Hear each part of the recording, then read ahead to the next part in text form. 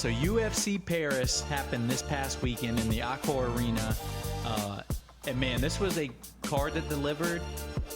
Alex, I think this was maybe, I don't want to overstate anything, but the best MMA crowd I've ever heard from the beginning to end. Yeah, I learned a lot here. They care about their MMA in France. Well, they've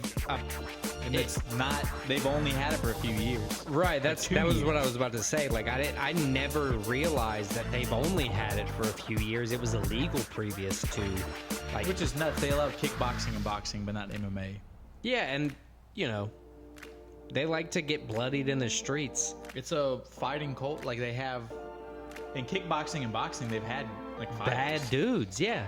So let's move on. This was a great card, as we said, great crowd.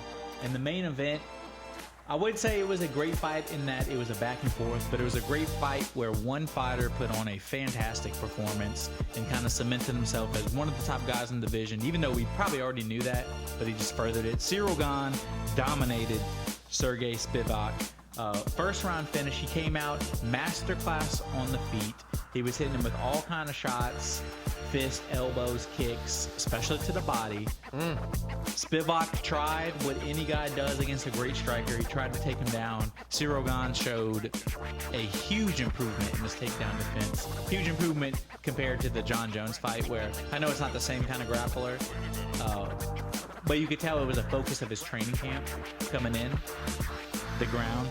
And Ciryl Gane, first round TKO, he just showed, I'm still at the top of the division. I'm still got to look out for. He moved to 9-2 in the UFC.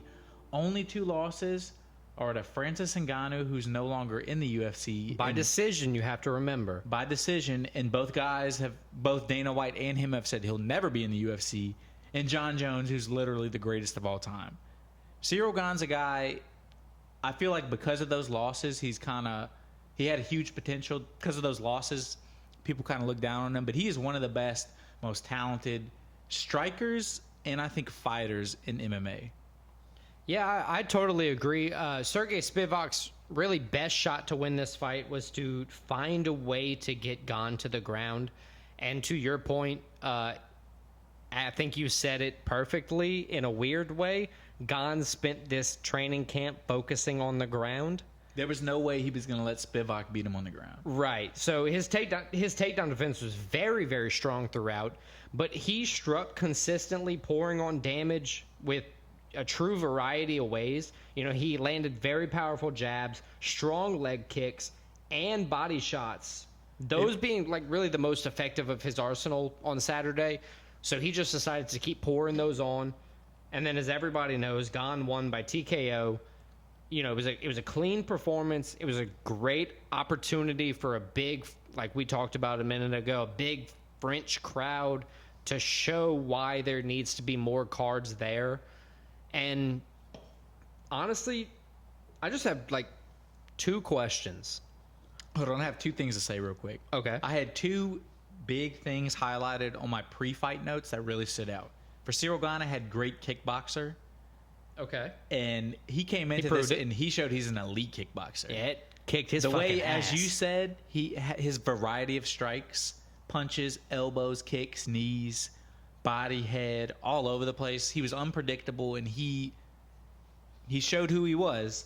And then the other big note I had is for Spivak. This was a big step up in competition, and I think that kind of played out as well, where it showed Gane is an elite fighter in the heavyweight division. Spivak, he's a great fighter. He's right up there, but I think that championship level, he might not be there yet. Yeah, that's fair. Now, with my question, so Ciryl Gane, like we said, put on a clinic here. What do you think's next for Ciryl Gane? Who do you think he fights next? Do you think he fights the man who's seemingly on fire, Tom Aspinall? Or does he get to go directly after Jon Jones next? That's really my only question here. So Who does he fight? I don't think, he's earned a Jon Jones shot again after losing so convincingly, even though this was a very convincing win. Right, he did win against the number 8 contender. 2, I don't think Jon Jones, he's kind of indicated this might be his last fight against Stipe. So regardless of that, I think the fight that makes the most sense is Tom Aspinall. Tom Aspinall probably, I would say, deserves a title shot, but he said he's down for this fight. I think that's the fight that makes the most sense. But if that fight falls through, Pavlovich, the other guy in the division who's on a tear, Pavlovich, the other guy in the division who's on a tear, knocking guys out, that would also be a great fight. Any of those, a combination of Gane, Pavlovich, and Tom Aspinall fighting, whichever two decide to fight next, that's the fight I want to see. Okay, well, let me throw one little curveball.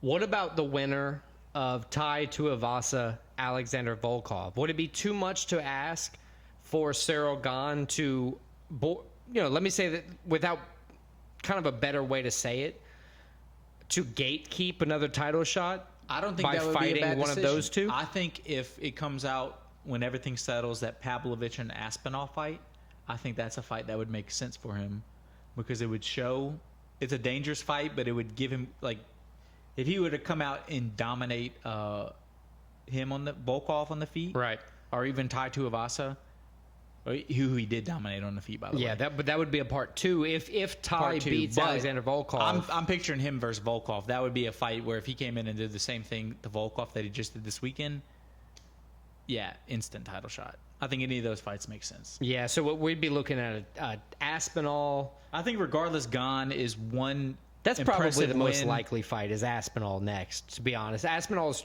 career has been on this rocket ship Aspinall said trajectory that's recently. Who he wants next, but he's also down to fight Pavlovich, who he said this weekend as well.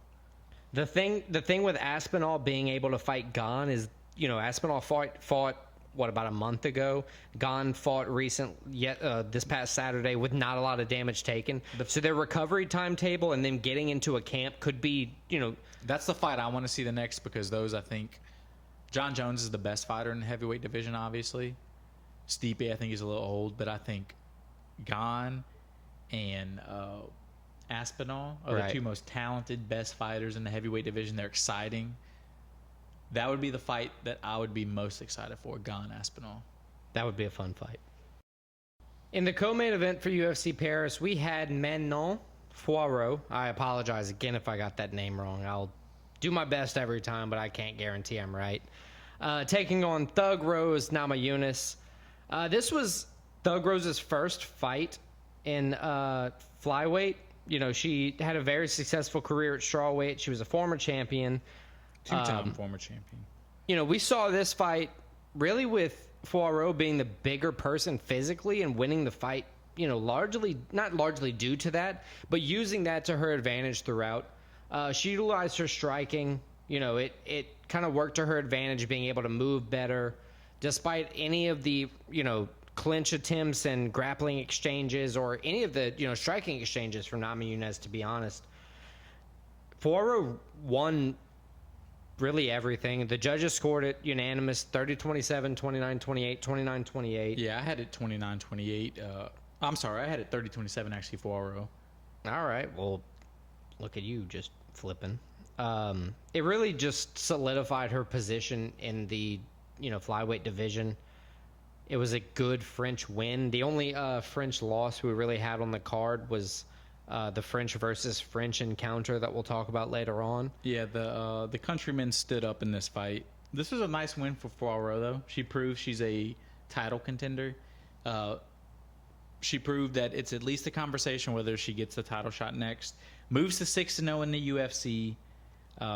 This was a huge step up in competition, at least by name for her. So it was a very impressive performance. And it's one of those tests, if you're a UFC fighter, you think about, like, I got to pass this test. She came in, got an A, I believe. She was in control of the fight. Great takedown defense. Showed she was better on the feet, at least more effective. But a solid win from Fiorot. Yeah, she outstruck her, not by half, but, by a good bit. Or at least the attempts were there. It was just a good showing by her. So with Fiorot winning, even though it was a debut by Namajunas, do you think she gets a title shot? Or, because this is kind of like the last fight. Blanchfield just won in a dominant fashion. Does she get a title shot first? Shevchenko, Grasso fight again, in the next 2 weeks? Yeah, September 16th, I believe. I Right, think it's September next week. 16th. Next week. Yeah, it's the 5th right now, so by the time this fight happens, it'll be the 9th. Yeah, they'll be fighting the next week. They're all on the same kind of schedule to be... fight night, by the way. Yeah, that's a fight night championship title fight. That'll be fun. For Mexican Independence Day. So it really stands to say all fighters are well within range to be contending and fighting. So who do you think gets the next title shot? I wouldn't be upset with either one. I think both Blanchfield and Poirot have proven they deserve a title shot. They've won fights. They've dominated fights, kind of. I wouldn't be mad with either one, but I say if I had to pick between the two, I would say Erin Blanchfield. I think she's done a little bit more. She's been a little more dominant. And for being honest, she's the more marketable for the UFC. She's American, and she's like 24, so that's something they could market. And that always, in the UFC, does play a factor. That plays a huge factor. Yeah, it is a business at the end of the day. You have to think about that. They have Now, business and they have shareholders. Question, to convolute things a little bit more. Does Poirot have to fight Blanchfield before either gets a title shot? Because you have, a title, a potential title exchange or a title defense happening the next Saturday. That could cause I think that I wouldn't be upset about that fight either, because that would be a title eliminator. I don't know if I'm either girl, I take that fight, because if you're either girl or you're like an agent for either girl, a manager, you can advocate pretty hard that you deserve a title shot. So Right. I don't know if that's a dangerous fight to take for either one. Yeah. I think if one gets the title shot, whichever one, the other one might just wait, and you can't really blame them to fight the winner of that. No, I like either answer. I just know that this is a rare time in the women's flyweight division where it's very crowded. It's a good time. Right. Yeah, it's a good time. We haven't seen a time like this since Ronda Rousey, Holly Holm, Chris Cyborg were all... All right, so the next fight on the card was one of my favorite fighters, Benoit, God of War Saint Denis, taking on Thiago Moses. Benoit, he came out and he put on a performance for probably the 4th straight time since he's been in the UFC. How did you see this fight, Alex? Man, honestly, I think God of War is a little bit of an understatement here. When we watched Saint Denis fight this fight, he's relentless and powerful. He's skilled both on the feet and on the ground, while he is a grappling ground connoisseur. He is very well-rounded. Look, to be honest, he kicked the shit out of Moises. It was a great performance by him. Right, like he kicked his ass. Not to say anything was wrong with Moises' attempt here. He just outstruck him. 123, 5 takedowns. He tripled the total output nearly of Moises. It was just a barrage that somebody couldn't handle. It was a great home win for France, and another The crowd loved it. high-level performance by another French fighter. And I think that's one of the reasons why, they had a UFC Paris fight card with a bunch of French fighters. They knew the crowd was going to get into it like this. Great matchmaking. Right. They knew it was going to be a high-level fight regardless of the winner. And there weren't, many fights without a French fighter who won here. Yeah, and I think Saint Denis, he moves to 12-1 overall, 4-1 in the UFC. He's a guy that's going to climb the lightweight ranks. It's the hardest division in the UFC probably, but he's proven. Thiago Moses, he wasn't ranked, but he's a guy right on the cusp of the rankings. Very impressive win. We mentioned it earlier. You mentioned it earlier. He's a ground guy. Like, his specialty's ground. He's great on the feet. Thiago Moises, his strength is on the ground. So although it wasn't a submission, he dominated Moises on the ground. Got the TKO finish from the ground. I mean, overall, I don't think Saint Denis could have wrote a better script for how he wanted this fight to go. No, I absolutely agree. On this one, being that the lightweight division's always so stacked, where do you see this going? Moises, like you said, was not a top 15 contender at the time. He was close. I think this win with Saint Denis, his 4th, you said, in a row in the UFC. I think this one gives him. UFC. Oh, so 4-1 in the UFC. I think this gives him a top 15 opponent. I agree. I think any guy ranked between like 11 and 15, he deserves. So like a Rafael Dos Anjos, a Jalen Turner, Matt Frivola, Diego Ferreira, any of those? Any of those, especially I like Jalen Turner. And who's the guy you said after him? Matt Frivola. I would like that fight as well. Both of those would be good. I think seeing how well-rounded Saint Denis has been, I slept on him his last time out. I thought Ismail Bonfim was going to win, but he, just completely dominated that performance, choked him out. He's so and well-rounded. then went on, like you said, and beat a ground guy on the ground. Even though it was TKO, he still, finished on the ground. He got a takedown early on. He got a second takedown. Finished the fight. I think a Matt Frivola, even Rafael Dos Anjos would be a good fight. I would be fine with any of those. He's a guy, definitely. And let's see what happens. So let's move on to the next fight. What you got? So we had Volkan Ozdemir taking on the late replacement. No time. Bogdan Guskov. Light heavyweight fight.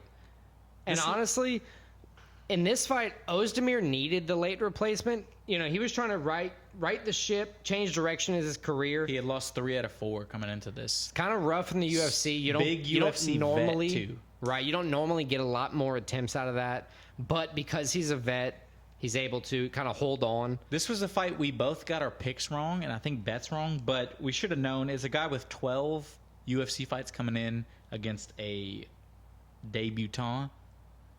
Right, that would be the French word for debut. We should have known. Ozdemir rocked Guskov in the first round, securing a rear naked choke. He grabbed his first submission in almost a decade, which was pretty good. He just beat Guskov into the ground. He took his will away with some of the shots. Yeah, he beat him up on the feet, and then he was so hurt, he would have let anything happen on the ground. Right, absolutely. He capitalized on his, what was given to him. He made the best of his performance. Honestly, in this fight, he's not, high up on the rankings. He's probably not even ready to face a top 15 contender with this fight. I venture to guess we see him on another prelim. I wouldn't say he's not ready because he's a super vet, but he's not deserving of a top 15. Deserving is probably a better word. I think we see him on another prelim card. If he wins again, I think we might see him take another run, Yeah, he's got to put some wins together, then we'll worry about a run. Right. But from there, good win by Volkan Ozdemir. You said no time? Volkan. All right, so the next fight on the card was the only fight of the night that was 2 Frenchmen fighting. So it made the crowd, honestly, it was the only time in the entire night the crowd wasn't loud because they literally didn't know who to cheer for. Yeah, it was like a 50-50, we like Charrier. We like Zucchini. Yeah, so it was, no, actually it's William Gomez. Oh, I'm sorry. I was looking at the wrong headline again. Wrong card. So William Gomez, Giannis Gamore, a guy making his UFC debut in Gamore, taking on a guy in his 3rd fight, coming on a 10-fight winning streak. It was a pretty back-and-forth fight. Gomez, I would say, was winning. But this fight, not even probably, was the most controversial fight of the night. Gomez had a body shot kick, where it hit Gamore on the belt line. Right. Gamore reacted as if it was a nut shot. Right. The ref disagreed, and instead of saying keep fighting or saying get up, just called the fight and gave the win to Gomez. Okay. It was one of the most confusing things I've ever seen in MMA. I have to say that wholeheartedly, that has to do with UFC being illegal in France. MMA. Or MMA being illegal. Well, I didn't know the term. MMA being illegal in France up until recently, because that kind of stuff... I don't know. I think that was just a dumb ref. That was ridiculous. Something was lost in translation. But there shouldn't be. They were in France, and it was 2 French fighters. Right, and the Gamore wanted to continue fighting, immediately. He's like, oh, it hurt, but I'm good. Yeah, one of the most odd finishes. So it does give Gomez his first career UFC finish, which I don't know if you can technically call it that, but technically you can call it that. He moves to 3-0 in the UFC, 11 straight wins. Listen, brother, Aljamain Sterling won the belt by a DQ, and he rode that lightning as hard as he could until O'Malley upset him. He got a finish. You're right. Gomez won by TKO, and the replay was upheld after a small delay. Gamore, that's a tough way to lose your first UFC fight. I think if you're the UFC, obviously it counts on his professional record as a loss. I don't think they counted against him in a professional treat him standpoint. Like he's though. making his UFC debut, his next fight, I think. Right. I think he kind of gets a rare redo in the UFC. But moving directly on to Morgan Charrier versus Manolo Zucchini. This is the fight that opened up the main card, correct? Right. This opened the main card for UFC Paris. This was a crazy debut for Morgan Charrier. He was a big... Two guys making their UFC debut, by the way. Well, he's a big anime fan. His nickname is The Last Pirate. He's a big fan of One Piece. He's a French guy. He took on Italy's Manolo Zucchini, also debuting in the UFC here. This is one of the huge crowd advantage fights. Man, this one... Especially for a fight that's not early on the card because it was in the main card, but right, but it wasn't the main event. This one was crazy. You know, Charrier rocked Zucchini early, and then he did what we always kind of root for a fighter doing is once you rock somebody, you go attack. Charrier stayed relentless. He showed the aggression. He, kind of went after those powerful kicks. He landed a body kick, and Zucchini damn near started running away until he landed a second body kick, folding Zucchini to the mat in a fashion that I don't know much about football, F-U-T-B-O-L, but Thierry Henry would be very proud by the form of that kick. Thierry Henry. I'm trying. And it's my always best. beautiful to see. I don't know why, to see a body kick, not even a body kick, just a body blow knockout, TKO. We've seen a few of those recently. We've seen a few recently, but it's one of the most satisfying. I don't know why it's so satisfying, but it is. It's just because it almost just doesn't click in your head. It doesn't make sense. But it's also like, how can your toes just make me want to? Because it doesn't look like it hurts as much as it does. Right. Because of that, it makes it look like you made the guy quit. No, which is an added bonus. Right. It looks more brutal than it is. At least as far as like external damage is concerned, as far as like external force considered to knock you out that way. But that kind of damage is still going to leave you pissing blood. Oh, yeah. And one thing the announcer said, and I think it was a good thing, a smart thing to say, is this crowd was so intense from the get-go. To kick off the standings, the leaderboard, the bets and picks, if you will, for last week with UFC Paris, Christian, this is a big congratulations to you. You pointed it out to me. This is the first time you've ever beaten me in picks. We've tied a few times, but props off to you. You beat me in picks. I'm happy about that, but also props off to you. I think this is maybe not the first time, but a rare time you beat me in bets. It's the second time I've beaten you in bets. I knew you would know. I normally tie you or lose, but I'm only now, I think, three losses behind you. Or 3 wins behind you, I should say. So what's crazy is we had the exact 3 same MMA bets. Both went 2-1. So it came down to football. And no offense to you, but I would say between us, you would think I would be better at the football betting. But especially with college football, and I don't watch college football but props ever. to you. You beat me. I went 0-2. I had, obviously, the 3 bets we had the same were the MMA bets. That was Guskov money line, which we lost. We had the over and Poirot Rose. And I think that was pretty much... Big Cat says a lot. I think that was like my mortal lock. Yeah, that was a lock. I think it was like minus 260, so it wasn't even a big winner, but we won. Right. And then the other one we won was Saint Denis minus 160. I've been on the Saint Denis line. You jumped on it this time. Last time it was a lot more profitable. This time minus 160 as he gets better, obviously. But then our football bets. I made the mortal my number one mistake. Oof. My number one rule in betting is I don't bet on my favorite teams. That would be LSU football, the Saints, and Arsenal. I'd like to point out in my top 5 riskiest gambles from a few weeks ago, I did put betting on your team was one of the top riskiest bets you could do. And guess what I did? I was blinded by bias and you bet on excitement. Brian Kelly. I bet on LSU with the money line at minus 2.5. So 2.5 point favorites. They lost by 21 points. Ouch. Tough loss. Honestly, I don't even care about the fucking bet. I'm more mad about the game. No, I agree. That was a hard. I had the wrong perception coming in, but after you told me, because I once again don't watch a lot of college football, I'm learning. But once you told me that, I agreed. It was kind of heinous. And then a lot like my other bet, it wasn't my favorite team, but South Carolina, I had them, their money line plus 114 against North Carolina. And kind of the same thing happened. It was a close game for about halfway through, and then North Carolina pulled away and ended up winning by 14. So 0-2 in football bets, 2-1 MMA bets. I went a very disappointing. The first time I think I've went under 500, 2-3. I'm disgusted with myself. So that's not the only time you've gone. You've gone 1-2 once before. Every other time has been 2-1. Or 3-0. I've had a couple 3-0s. You did have a couple 3-0. So that gives you the grace to have a loss every now and again. My football bets were Tennessee covering 27.5 against Virginia. Won that bet. And then Virginia fucking sucks, by the way. Yeah, they are dog shit. Man, that is bad. I also had Caleb Williams anytime touchdown rushing, anytime touchdown scorer. I thought because he didn't score a rushing touchdown last week, he was going to score this week.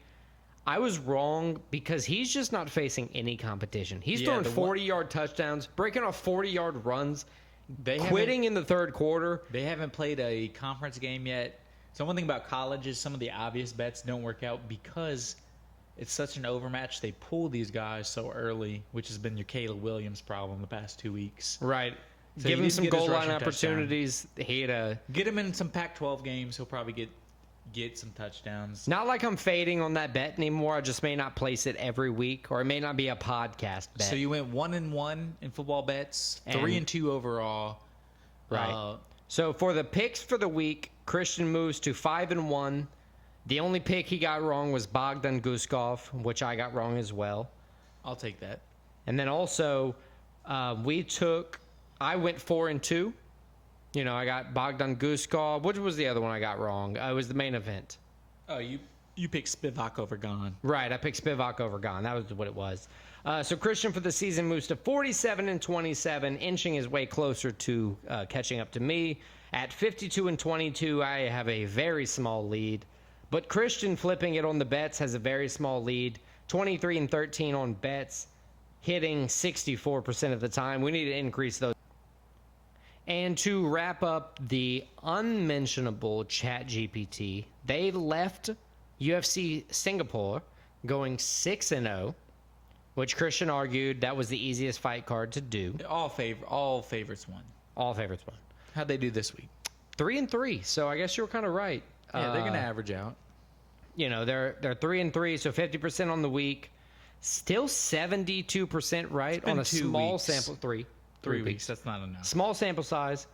But as things go, they're currently in the lead, but we're making ChatGPT go a minimum 50 picks before they're able to take an actual standing in the total bets or picks.